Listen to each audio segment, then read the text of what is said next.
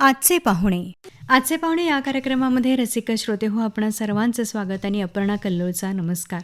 श्रोते हो, आजच्या कार्यक्रमात आपण पर्यावरणप्रेमी सुधीर गोरे यांना आमंत्रित केलं आहे. आज आपण त्यांच्याशी बातचीत करणार आहोत आणि पर्यावरणाविषयी जागृती करताना, पर्यावरणाचं संरक्षण करताना आजपर्यंत त्यांना आलेले अनुभव आणि त्यांची चळवळ याविषयी आपण जाणून घेणार आहोत. तर सर, आकाशवाणीच्या स्टुडिओमध्ये आपलं स्वागत. नमस्कार. नमस्कार.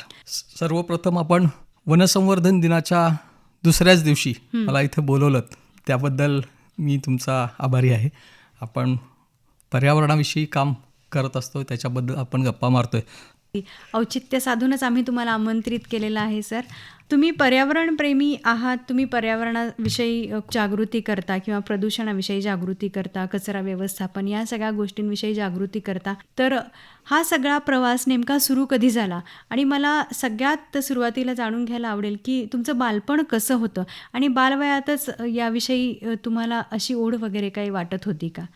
साधारण 1980च्या दशकामध्ये आपल्या महाराष्ट्रातलं सांगली जिल्ह्यातलं अभयारण्य, ज्याला आपण मानवनिर्मित अभयारण्य म्हणतो, त्याची सुरुवात ही 80च्या दशकात झाली. मी विद्यामंदिर शाळेमध्ये शिकत असल्यामुळं मला तिथं जाण्याचा योग आला आणि मला काम करायला मिळालं. सागरेश्वर अभयारण्यामध्ये वृक्षारोपण करण्यापासून सगळ्या गोष्टी या आम्हाला तिथं करायला मिळाल्या.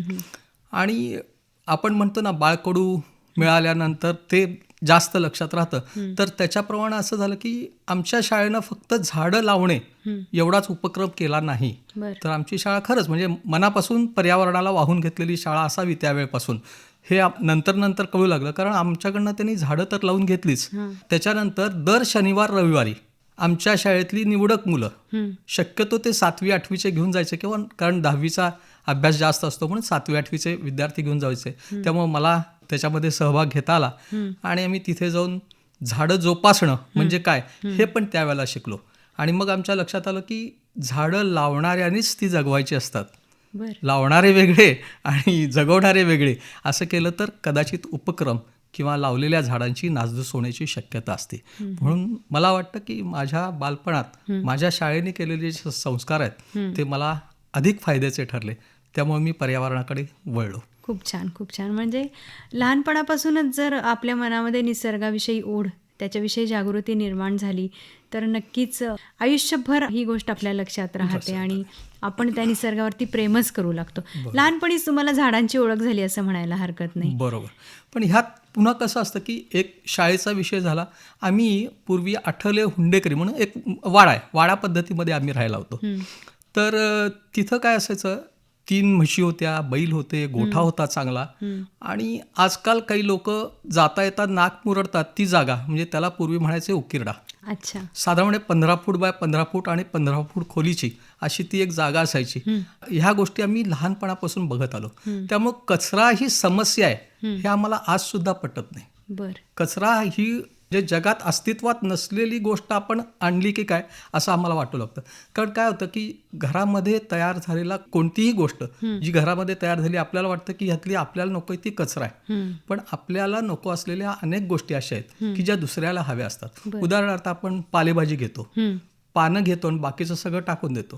पण तिथं गोठा असल्यामुळं हे सगळं म्हशींना, गायींना, गुरांना खायला जायचं. बरोबर. आणि इतर जो कचरा होता तर तो कचरा सगळा ते आमच्या घर मालकांनीच करून दिलेला, जो त्याला उकिरडा म्हणतात, त्याच्यामध्ये तो जायचा. आपोआप कंपोस्ट खत तयार कंपोस्ट खत व्हायचं. आणि आज जे आपण बघतो की बायोगॅस अमुक तमुक, तर तो बायोगॅस 1978 मध्ये आम्ही अनुभवला. आमचे घर मालक बायोगॅसचा प्लॅन्ट त्यांनी तयार केला होता. त्यांच्याच गुरांचं शेण, आमचा सगळा कचरा हा सगळा तिथं मुरायचा आणि त्याचं खत चांगलं व्हायचं. बायोगॅस घेतलं, खत घेतलं, ह्या सगळ्या गोष्टी आम्ही डोळ्यांनी स्वतः अनुभवलेल्या असल्यामुळं ह्या गोष्टी कचरा आहेत त्याच्यावर अजूनही माझा विश्वास नाही. दुर्गंधी, घाण किंवा तिथं कचऱ्याचं मोठं भांडार आणि इस्तता पडलेला कचरा ही संकल्पनाच तेव्हा नव्हती, खरं अजिबात नव्हती. आणि कुणालाही असं वाटायचं नाही की शेजाऱ्याचं अंगण मी झाडतोय, असं कुणाला वाटायचंच नाही. बरोबर. काहीतरी दिसलं की कुणी जायचं झाडायचं आणि ते नेऊन त्या कचरा कुंडीत टाकायचं. बरोबर. म्हणजे त्या काळी पर्यावरणवादी लोक भरपूर होते. पर्यावरणाचा विचार करूनच आपल्या पूर्वजांनी या सगळ्या सवयी लावलेल्या होत्या असं म्हणायला हरकत नाही.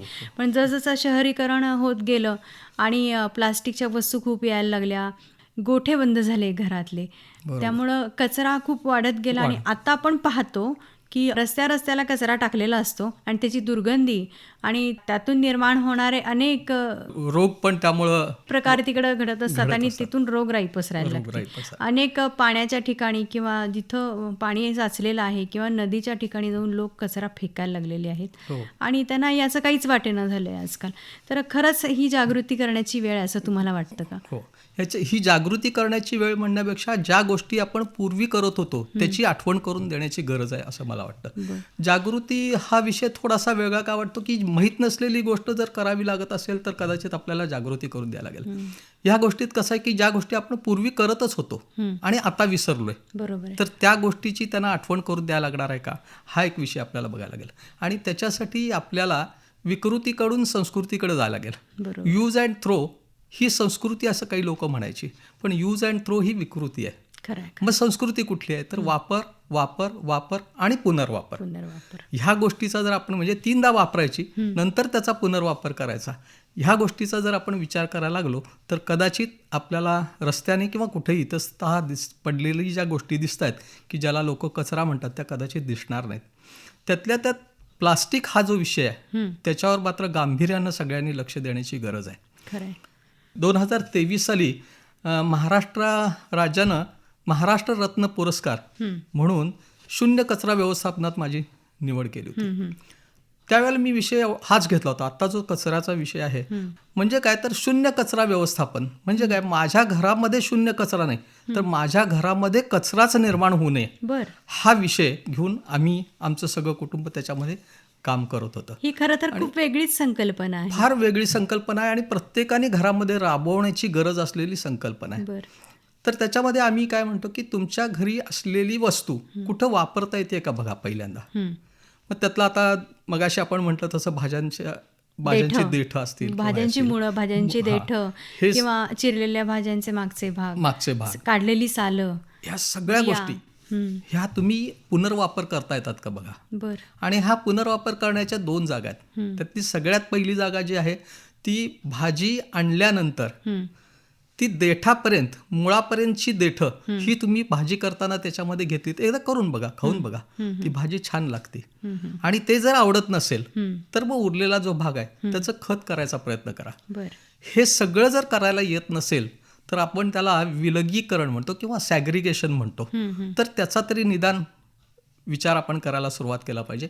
जो कचरा म्हणून आपण ठेवतो तर तो वेगळा वेगळा करून ठेवला पाहिजे. ओला कचरा, सुका कचरा असं आपण ज्याला म्हणतो. आणि त्याच्यात सुद्धा आता 3 किंवा 4 प्रकार आता पुढे यायला लागले. त्यातला पहिला प्रकार म्हणजे आपण ओला कचरा, सुका कचरा म्हणतो. तो ओला कचरामध्ये जो जैविक आहे की ज्याचा आता आपण म्हटलं तसं खत होणं किंवा इतर काही करता येणं शक्य आहे तो कचरा. आणि प्लॅस्टिक सारख्या ज्या गोष्टी आहेत किंवा लोखंडाच्या ज्या गोष्टी आहेत की ज्याच्या जैविक कचऱ्यामध्ये त्या येत नाहीत, ह्या झाल्या 2 गोष्टी. तिसरा एक भाग असा आहे आपण करताना कळलं पाहिजे की आपल्या हातात, आपल्या घरात चुकून जर काच फुटली असेल किंवा एखाद्या लोखंडाच्या काही गोष्टी पडल्या असतील, ब्लेड पडला असेल, ज्या हॅझर्डस आहेत, हाताला लागल्यानंतर इजा होणाऱ्या गोष्टी आहेत त्या वेगळ्या ठेवल्या पाहिजेत. आणि त्याच्यावर एका प्लॅस्टिकच्या पिशवीत किंवा कशा तरी गुंडाळून त्याच्यावर प्लॅस्टिकनं परत रॅपर लावून बाजूला ठेवल्या पाहिजेत कचऱ्यामध्ये टाकताना. आणि त्याचबरोबर पुढचा जो विषय आहे, हगीज आहेत, नॅपीज आहेत किंवा ह्या ज्या गोष्टी आहेत तर त्या वेगळ्या केल्या पाहिजेत. असे 4 ठिकाणी जर आपण विलगीकरण केलं तर आपल्या घरामध्ये कचरा राहणार नाही. जो कचरा आपण वापरू शकतो तो जर आपण वापरून घेतला तर त्याचा चांगला उपयोग होईल. बऱ्याच वेळा मी असं अनुभवलंय की आपल्या घरामध्ये देव असतात, देवांची पूजा करतात, त्याच्यामध्ये आज वाहिलेलं फूल हे दुसऱ्या दिवशी म्हणे निर्माल्य होतं आणि ते निर्माल्य झालं की कचऱ्यामध्ये टाकतात. तर मी आमच्या इथल्या मठ मंदिरापर्यंत आता पोहोचलोय. हे जे ज्याला आपण निर्माल्य म्हणतो तर हे निर्माल्य जर तुम्ही वापरायला सुरुवात केली तर त्यामुळे काय होणार आहे तर आज जर तुम्ही बघितलं तर एक व्यक्ती किमान 35 ग्रॅम केमिकल असलेल्या गोष्टी ही निसर्गात सोडते. उदाहरणार्थ आपण रोज साबण लावतो, आंघोळ करताना साबण लावतो, घरातले कपडे धुताना साबण वापरतो, हँडवॉश घेतो, इथपासून ते फरशी पुसण्याला वापरणाऱ्या साबणापर्यंत ह्या सगळ्या गोष्टीचा जर विचार केला तर माणशी साधारणपणे 35 ग्रॅम डेली बापरे. म्हणजे फक्त भारताचा जर विचार केला आणि आतापर्यंत आपल्याला ज्ञात असलेली लोकसंख्या आपण गृहीत धरू, जी अज्ञात आहे ती सोडून देऊ, ज्ञात असलेली जर बघितली तर 140 कोटी आहे म्हणे. आणि ह्यामुळं रोज 49,000 टन हा पर्यावरणाला घातक असलेला साबण आणि तत्सम रासायनिक ज्या गोष्टी आहेत त्या आपण आता याच्यामध्ये सोडतो, पाण्यामध्ये सोड. सगळीकडे. म्हणजे पाण्यामध्ये, काही हवेमध्ये जातात, काही पाण्यामध्ये, काही मातीमध्ये मिसळतात. बरोबर आहे. आपल्याला कळतच, आणि ह्या न कळत होणाऱ्या गोष्टी आहेत, माहीतच नाही आपल्याला हे आपल्याकडनं होतंय की काय. तर ह्याच्यावर आपण हे जे तर तुम्हाला सांगितलं की निर्माल्य आहे, त्या निर्माल्याच्या फुलाच्या पाकळ्या किंवा फुलं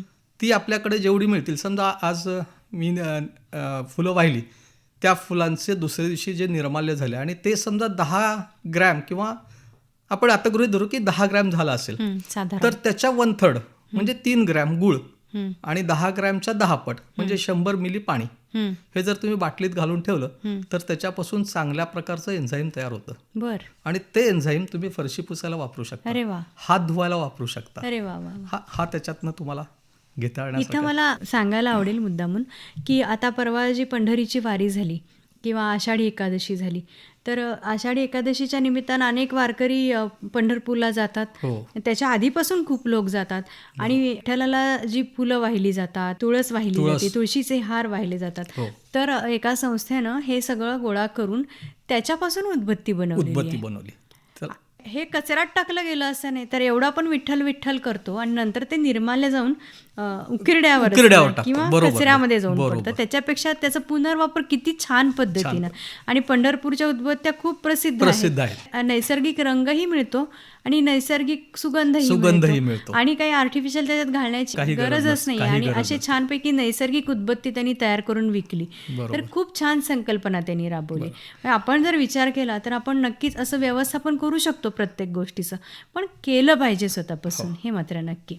आता ह्याच्यात महत्त्वाचा म्हणजे आपण कदाचित ती समस्या म्हणू की उदबत्ती करताना आपल्याला बरीचशी साधनं कदाचित विकत घ्यायला लागतील. आता ह्याच्यासाठी आम्ही काय करतो की मी तुम्हाला आता मगाशी म्हटलं तशा जवळपासची जी मठ मंदिर आहेत त्यातला सुद्धा निर्माल्य ज्या वेळेला कचऱ्याच्या गाडीत जातं त्यावेळेला ते मनाला वाईट वाटतं. कारण मी काल माझा देव असं समजून त्याला वाहिलेली फुलं आज ती कचऱ्यात जात आहेत, भावभक्तीने वाहिलेली.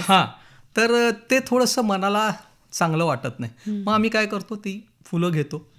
आता जर तुम्ही उदबत्ती धूप कांडी जर करायला गेला तर त्याच्यासाठी मशिनरी लागेल. आपण म्हणतो ना त्याला अमुक करेल तर करेल. तर मी काय करतो, गाईचं शेण 50% आणि हा जो सगळा कचरा आहे तो 50%.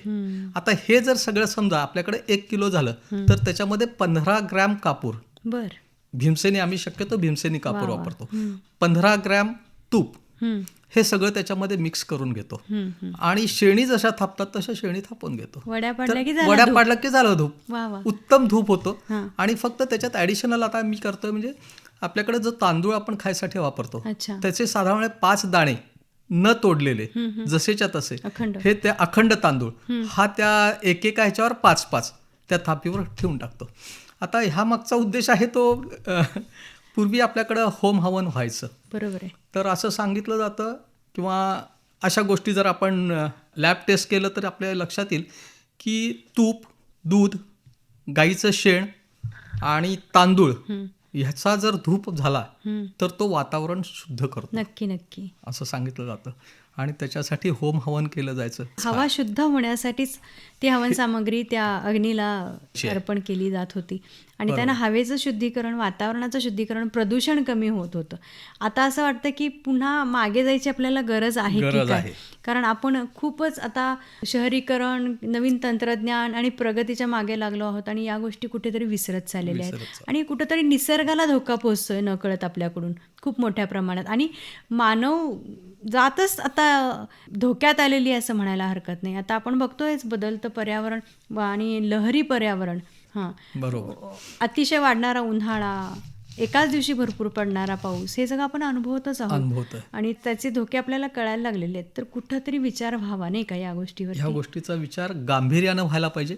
ज्या वेळेला काही लोक सांगतात की अरे झाडं लावा, झाडं लावली नाही तर पाऊस पडणार नाही, पावसावर परिणाम होईल, मग काही बुद्धिजीवी लोक असतात, लहान मुलं असू देत, मोठी माणसं असू देत, पाऊस जोरात पडला, जास्त पडला की लगेच येऊन विचारतात की यार तुम्ही काल सांगत होता झाडं लावली की पाऊस पडेल, आता झाडं तर लावली नाहीत आणि पाऊस जास्त झाला, आता आम्ही काय करू? आवर्षण झालं, असं है ना, काय करायचं? तर अतिवृष्टीनं झालेल्या नुकसानाला तुम्ही काय करणार आहात? तर ह्या लोकांना अजून लक्षात येत नाही, सगळ्यांना, बऱ्याच लोकांना, की पाऊस कमी पडणं किंवा पाऊस जास्त पडणं असं नव्हे, तर तो अनइव्हन पडणं, नको त्यावेळेला जास्त पाऊस, पाहिजे त्यावेळेला पाऊस नसणं, हे ज्याला आपण इम्बॅलन्स म्हणतो, तो जर थांबवायचा असेल तर आपल्याला झाडांकडे लक्ष द्यायला पाहिजे. आता मी प्रत्येक वेळेला शक्यतो सांगतो, पर्यावरण जर वाचवायचं असेल तर तुम्ही झाडाकडेच लक्ष दिलं पाहिजे असं मी सांगतो.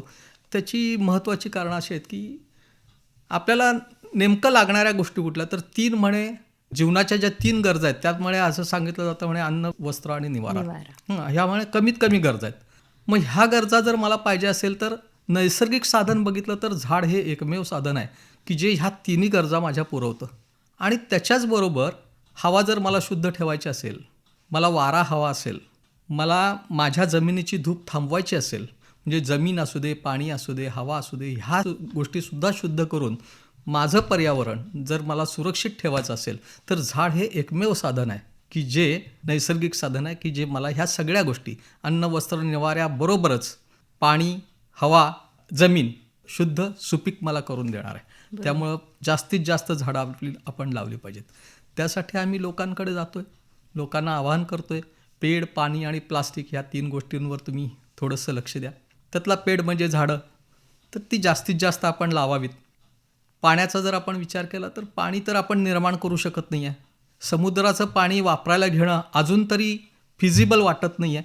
मग काय करू शकतो, तर आपण पाणी मॅक्सिमम आपण वाचवू शकतो का? म्हणजे उदाहरणार्थच अगदी बघायचं झालं तर आंघोळ करताना जर मी बारडीभर पाणी वापरत असेल तर अर्ध्या बारडीमध्ये मी आंघोळ करू शकतो का? मला नेमकं आंघोळ करायची म्हणजे काय करायचं आहे? आपल्या नेहमीच्या पद्धतीप्रमाणे आपण पहिल्यांदा अंग भिजवतो, साबण लावतो, साबण जाईपर्यंत पुन्हा पाणी घेतो. ह्याच्याशिवाय आंघोळीचा दुसरा कुठला पर्याय आत्ता दिसत नाही किंवा कारण आत्ता दिसत नाही. मग हे करत असताना पाणी वाचवायचं असेल तर काय करायचं? सांगणं सोपं आहे, पण कृती कशी करता येईल?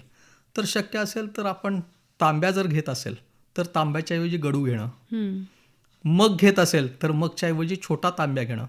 मग कसं असतं की खालच्या बाजूला निमुळतं आणि वरच्या बाजूला पसरट असतो, त्यातनं जर आपण पाणी घेतलं तर ते वाया जास्त जातं. आणि गडू किंवा तांब्या असेल तर तो सगळं पाणी एकत्रित करून धार आपल्या अंगावर टाकतो. त्यामुळे त्याच्यामध्ये पाणी वाचण्याची शक्यता जास्त असते. अर्ध्या बारडीपेक्षा जास्त पाणी नॉर्मल आंघोळ करताना लागत नाही. आता एखाद दिवशी मनमुराद आंघोळ करायची असेल तर 2 बारड्या पाणी का 4 बारड्या हा भाग वेगळा. तर असं जर आपण पाण्याकडे लक्ष दिलं, एखादी व्यक्ती आपल्या घरी आली किंवा आपण एखाद्याच्या घरी गेलो तर आजकाल प्लॅस्टिकच्या बाटलीमधलं पाणी ही ठेवायची प्रथा थोडीशी वाढली आहे. शुद्ध पाणी द्यायच्यासाठी म्हणून प्लॅस्टिकच्या बाटलीतलं पाणी दिलं जातं. आणि आमच्यासारख्यांचा आक्षेप कुठल्या गोष्टीसाठी? छोटी बाटली मला वाटतं 200 मिलीची 150 मिलीची मिळते. तर मी काय करतो, टोपण उघडतो, 2 घोट 3 घोट पाणी पितो, कारण तुम्ही दिलेलं असतं, तुम्हाला नाराज करायचं नसतं, म्हणून मी 2-3 घोट पितो आणि परत ठेवतो. आणि 99% लोक ते पाणी पुन्हा वापरत नाहीत, टाकूनच दिलं जातं. मग आम्ही काय सांगतोय सगळ्यांना की तांब्या भांडं ठेवा. बरोबर आहे. आलेल्या व्यक्तीला तांब्यात पाणी द्या, समोर त्याला भांडं ठेवा, तो 2 भांडी पाणी पिऊ दे, नाही तर अर्ध भांडं पिऊ दे. आजकाल समारंभांच्या ठिकाणी हा ट्रेंड खूप वाढलेला आहे. एखादा समारंभ पार पडला की त्याच्यानंतर दुसऱ्या दिवशी मोठ्या प्रमाणात बाटल्यांचा खच तिथे पडलेला आपल्याला दिसतो. मग त्यामध्ये असंच थोडं पाणी उरलेलं असतं, कुठल्याच बाटल्या पूर्णपणे संपलेल्या नसतात. पाणीही वाया जातं, प्रदूषणही वाढतं. त्यामुळे ह्या गोष्टींकडे सगळ्यांनी प्रामुख्यानं लक्ष दिलं पाहिजे. अशा छोट्या छोट्या गोष्टी. आता मी जेव्हा म्हणतो की हे आपण सगळं करायचं असलं तर म्हणे आपल्याला अंतःप्रेरणा पाहिजे. मग ती मिळती कुठून? तर एक तरी मी सांगितलं वाडा पद्धतीमुळं मला थोडीशी कळली असेल, आमच्या टीचर्समुळे कळली असेल, पण आमच्या घरातली लोक सुद्धा इतकी, म्हणजे मी एखादी गोष्ट केली तर हे काय करतोय असं म्हणत नाहीत, हे नेमकं काय करतोय, ह्याच्या मागं काय असेल भूमिका, हे बघून ते मला मदत करतात. आता साधा असा एक विषय होता, मी आता तुम्हाला म्हटलं पाणी वाचवण्यासाठी, मग सगळ्यांना सांगितलं तुम्ही विचार करा पाणी वाचवण्यासाठी काय करू शकतो. तर माझ्या मिसेसने एक उपक्रम राबवायला सुरुवात केली. आपल्या बहुतेकांच्या घरी हल्ली बेसिन असतं हात धुवायसाठी आणि कप बशा विसरायसाठी. आपण आता सगळे स्वावलंबी व्हायला लागलो आणि त्या गोष्टी करतो. मग तिनं काय केलं, त्याचा ड्रेनचा पाईप जो होता खाली जाणारा तो काढला, खाली बारडी ठेवली, हात धुवून किंवा कप बशा विसरून झालेलं पाणी जे खाली पडतं सगळ्यांचं काम झालं की ती पाईप परत ती आत टाकते आणि ती बारडी घेऊन जाते आणि बाहेरच्या झाडाला घालते. विचार केला तर साधी गोष्ट आहे, बरोबर. पण म्हणजे माझ्या डोक्यातच असं कळलं की अरे म्हणजे मी नुसतं काय करता येतं का विचार होतो. ही कल्पकता नक्की स्त्रियांच्याकडे आहे. नक्की. फक्त कुणीतरी बूस्टर डोस द्यायला पाहिजे आणि ती आकाशवाणी नक्की करू शकेल. अगदी अगदी. मला ह्याची खात्री आहे. वाडा संस्कृतीमध्ये कसं होतं की सगळी घरं खालचीही होती आणि अंगण वगैरे सगळं होतं. पण आता सदनिका, अपार्टमेंट्स या ज्या वाढलेल्या आहेत, तर थोडं त्यामुळं सुद्धा पर्यावरणाचं खूप नुकसान होतं असं मला वाटतं. कारण सदनिकामध्ये जर तुम्ही राहिलात किंवा अपार्टमेंट्समध्ये राहिलात तर तुम्ही प्रत्येक वेळी कचरा खाली जाऊन टाकत नाही. तर काय होतं, सोसायटीचा एक डस्टबिन असतो मोठा, तुम्ही प्रत्येक कचरा नेऊन त्याच्यामध्ये ओतता आणि मग त्याचं पुढचं काय करतात हे कधीच कोणी विचारत करत नाही. त्यामुळे ते असं वागलं जातं आणि आपल्याकडून काहीच प्रयत्न केले जात नाहीत. पर्यावरणपूरक वागण्याचा काही प्रयत्न होत नाही. आणि आता हा पाईप आपण काढून जर बादली ते पाण्यानं भरली तर खाली तर आमच्याकडे सगळे पेविंग ब्लॉक्स आहेत, बरोबर. मग मी पाणी नेऊन ओतणार कुठे? बरोबर. हा एक प्रश्न आहे. म्हणजे वाढतं शहरीकरण हा खूप कळीचा मुद्दा आहे याच्यामध्ये. मला असं वाटतं की याच्यामुळंच खूप वेळा असं होतं की पर्यावरणपूरक माणसं जगू शकत नाहीत आणि त्यांना वेळही नसतो. जसा 10व्या मजल्यावरून मी कधी खाली येणार आणि एखादी जरी झाड असेल तिथं गमेल्यात लावलेलं तर मी त्याला पाणी घालणार कशी काय? आणि एवढं पाणी त्याला लागणार पण नाही. त्यापेक्षा मी ओतून दिलेलं मला जाईल पाईपमधून खाली, कुठूनही जाईल असा विचार करतो. आणि जर खालचं बैठक घर असेल तर या बेसिनचा आउटलेटच जर तुम्ही गार्डनमध्ये काढला तुमच्या बागेमध्ये तर आपोआपच बागेला पाणी. माझ्या आईनं हा प्रयोग केलेला आहे सावंतवाडी. तिचं आउटलेट तिच्या बागेमध्ये आहे. तिनं काढलेलं पूर्ण खरकट एका साईडला आणि भाज्यांची देठं एका साईडला वेगवेगळ्या 2 प्लास्टिकच्या पिशवीमध्ये भरून तिथं कंपोस्ट खत तयार केलं जातं आणि तेच खत बागेला घातलं जातं. आणि कचरा हा बाहेर फेकलाच जात नाही. आणि आता जे पॅकिंग मधल्या प्लास्टिकच्या पिशव्या येतात त्यांचं काय करायचं हा मात्र मोठा प्रश्न आहे.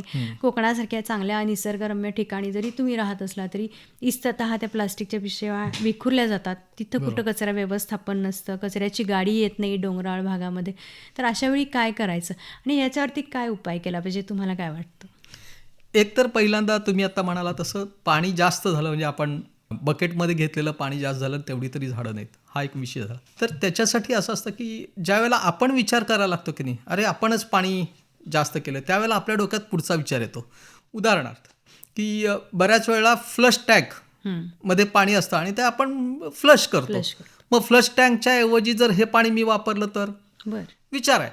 हा विचार आता प्रत्येकाला ते जमेल का नाही माहीत नाही, पण ही एक समस्येवरचं समाधान कदाचित हे येऊ शकतं. आता मग त्याच्यासाठी आपल्याला असं काही करता येईल का की एकाच फ्लोअरवर जरी असलो तरी हे जे पाणी आहे ते डायरेक्ट आपल्याला फ्लश टँकमध्ये देता येईल का, फ्लश टँकमध्ये इतर काही त्याच्यामध्ये टाकता येईल का, असा एक विचार करता येऊ शकेल. दुसराच विषय जो आता होता की आपण सदनिकेमध्ये राहतो, अपार्टमेंटमध्ये राहतो. तर आता हे माझं 11वं वर्ष आहे.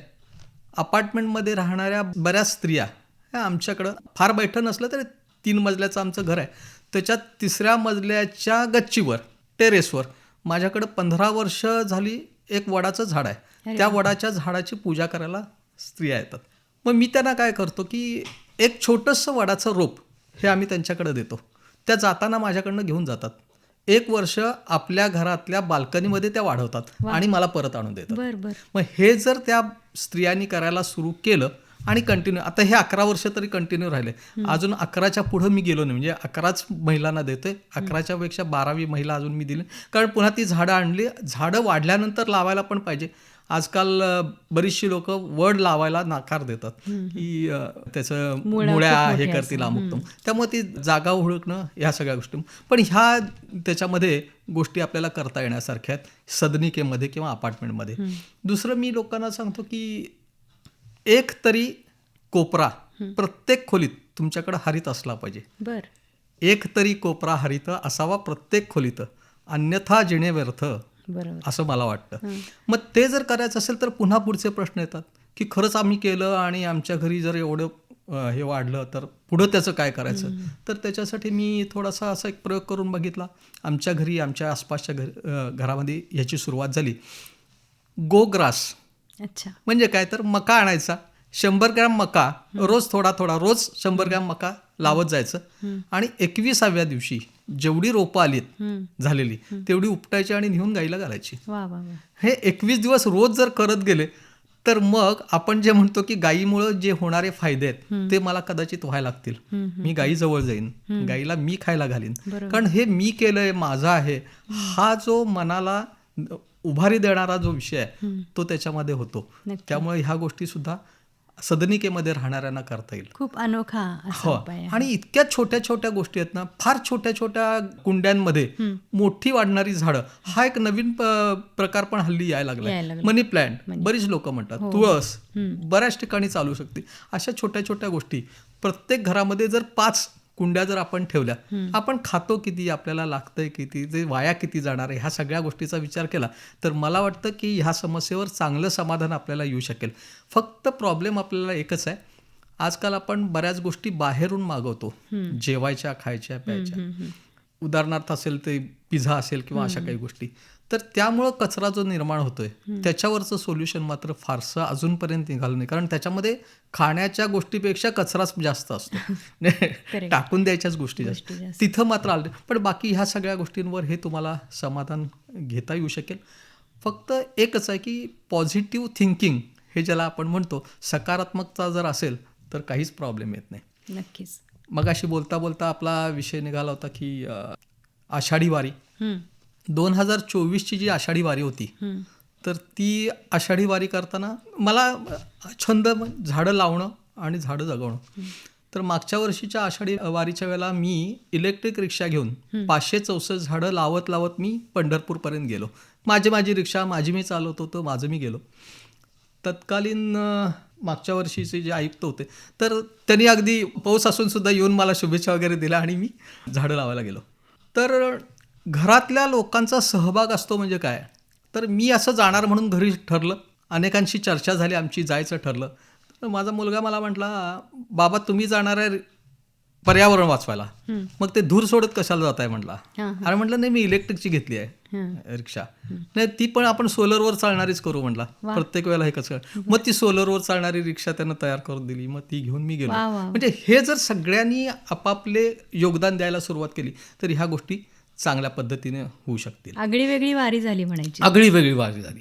फक्त ह्या वर्षी मला ती करता आली नाही, कारण ह्या वर्षी मला इथं आपल्या इथलं जे म्हैसाळ स्टेशन विजयनगर आहे तर तिथं थोडासा मेगा प्रोजेक्ट मी आता सध्या करतोय. फक्त फळझाडं ही आम्हाला त्याच्यामध्ये लावायची आहेत. आता आम्ही केशर आंबा आपण ज्याला म्हणतो, तर केशर आंब्याची रोपं आता आम्ही आणलीत, कोकणातनं आम्ही आणली. बाकी सीताफळ आहे, चिक्कू आहे, ही पण फळझाडं आणतोय. फळझाडं आणताना सुद्धा आमच्या कल्पना अशा आहेत की छोटी छोटी जर रोपं आणली तर ती फारशी टिकत नाहीत आणि त्याचं संगोपन करायला थोडासा जास्त श्रम लागतात, म्हणून आम्ही मोठी झाडं आणतो. म्हणजे आता जर तुम्ही एक झाड तसं विकत घ्यायला गेलात तर साधारण 1100 ते 1200 रुपये तरी तर त्या झाडाला किंमत द्यावी लागते. अशी मोठी झाडं आम्ही आणतो. 7 फुटाचं साधारणपणे झाड आहे, 4 ते 5 वर्षाचं त्याचं वय आहे. 2 वर्षात त्याला फळं आली पाहिजेत. जशी नर्सरी बॅग असते ना तशी मोठी नर्सरी बॅग असते, साधारणपणे ती 30 ते 35 किलोची नर्सरी बॅग, पिशवी जी प्लॅस्टिकची असते, जाड प्लॅस्टिकची पिशवी असते, त्याच्यामध्ये त्यांनी ह्या वृक्षारोपणासाठीच तयार केलेली ती झाडं असतात. अरे वा, आणि ती झाडं आणायची आणि ती लावली तर त्याच्याकडे थोडंसं दुर्लक्ष झालं तरी चालू शकतं. सस्टेन व्हायची त्याची स्वतःची कॅपॅसिटी. ऊन पडलं तरी आणि खूप पाऊस पडला तरी त्यामध्ये ती तगतात, म्हणजे त्याच्यावर फार लक्ष द्यायला लागत नाही. तर त्यामुळे आम्ही ह्या प्रोजेक्टमध्ये असल्यामुळं मला ह्या वर्षी पंढरीला वारीत जाता आलं नाही, पण इतर गोष्टी त्याच्या अनुषंगानं आमच्या चाललेल्या असतात. बरं. आजच्या कार्यक्रमामध्ये आपण निसर्गप्रेमी सुधीर गोरे सर यांच्याशी बातचीत करत आहोत. श्रोतेहो, आज या कार्यक्रमाचा पहिला भाग आपण ऐकला. कार्यक्रमातून आता मला अपर्णा कल्लोळला आणि या कार्यक्रमाचे सादरकर्ते श्रीनिवास जरंडीकर यांना निरोप द्या. नमस्कार.